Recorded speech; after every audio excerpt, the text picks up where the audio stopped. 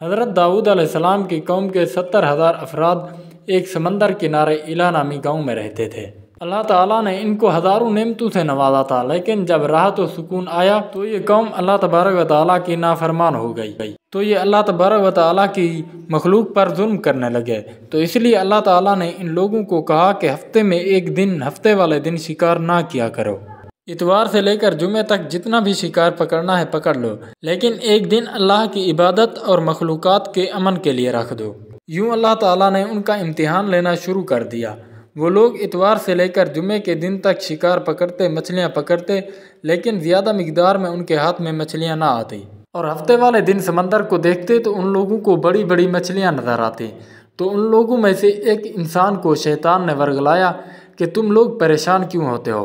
میری ترکیب پر عمل کرو، تم لوگ کبھی بھی بھوکے نہیں مرو گے۔ تو شیطان کے کہنے پر اس شخص نے ہفتے والے دن سمندر میں کانٹا ڈالا اور مچھلیوں کو پھنسنے دیا تاکہ مچھلی اس میں پھنس جائے، اور شیطان نے اسے سمجھایا کہ تم لوگ اس شکار کو اتوار والے دن نکالو گے، اس طرح ہفتے کی حرمت بھی بچ جائے گی اور تم لوگوں کا شکار بھی ہو جائے گا۔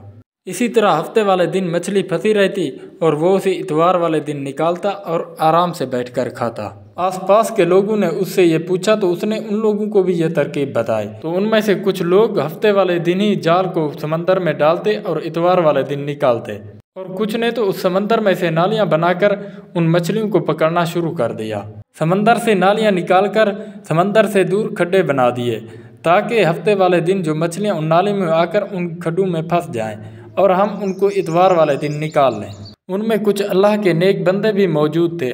ان لوگوں نے ان لوگوں کو سمجھانے کی کوشش کی کہ یہ جو تم ہفتے والے دن جال پھینکتے ہو اور اتوار والے دن ان مچھلیوں کو نکال لیتے ہو، تو یہ شکار ہفتے والے دن کا ہی ہوتا ہے۔ اللہ کے عذاب سے ڈرو اور اللہ تعالیٰ کی نافرمانی نہ کرو۔ تو وہ لوگ ان لوگوں کا مذاق اڑانے لگے اور ان سے کہنے لگے کہ تم جاؤ، ہماری جو مرضی ہوگی ہم وہی کریں گے۔ ان 70,000 لوگوں میں سے کچھ وہ لوگ تھے جو ان نافرمان لوگوں کی بار بار اصلاح کرتے، اور کچھ لوگ ایسے بھی تھے جو ان لوگوں سے نفرت کرتے لیکن خاموش رہتے تھے، اور تیسرے وہ جو گمراہ ہو گئے اور اللہ تبارک و تعالیٰ کے نافرمان ہو گئے۔ تو یوں ان نیک لوگوں نے اس بستی کے درمیان ایک دیوار کھڑی کر دی اور یہ حکم نافذ کر دیا کہ اللہ کے نیک لوگ اور فرما بردار لوگ اس دیوار کے اس طرف رہیں گے اور نافرمان اور گناہ گار لوگ اس طرف رہیں گے۔ اللہ کے نیک لوگ ان کو سمجھاتے رہے، بار بار ان کی اصلاح کرتے رہے کہ یاد کرو قوم سمود اور قوم لوط کو، کس طرح اللہ نے ان پر عذاب نازل کیا تھا، کہیں ایسا نہ ہو کہ تم پہ بھی کوئی عذاب نازل ہو جائے۔ اور وہ نافرمان لوگ ان پر ہنستے رہے اور ان کا مذاق اڑاتے رہے کہ یہ سب کتابی باتیں ہیں، ہم پر کوئی عذاب نہیں آئے گا۔